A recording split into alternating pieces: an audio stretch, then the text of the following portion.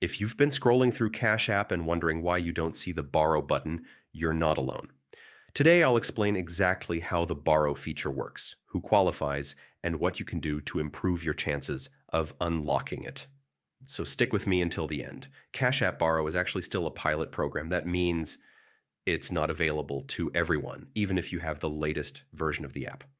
Only a small group of users in the United States currently see the borrow option. So if it's missing for you, there's no magic button to turn it on manually. Eligibility depends on a few key factors. First is where you live.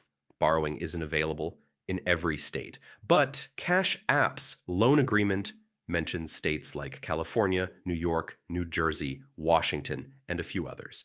Second is having an active Cash card. While that doesn't guarantee approval, using your Cash card regularly can help. Third is your overall Cash App activity. Frequent usage and deposits may signal you're a good candidate. And finally, your credit history plays a role. While there's no specific credit score requirement, a very poor history could keep you from qualifying. Some users online have reported that setting up direct deposit through Cash App or linking both a debit and credit card helped them get access.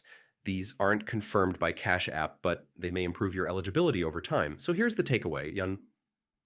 If you don't see the borrow button today, keep your Cash App account active, enable your Cash card, and consider setting up direct deposit. And remember, if the feature isn't available in your state yet, you'll need to wait until Cash App rolls it out more widely.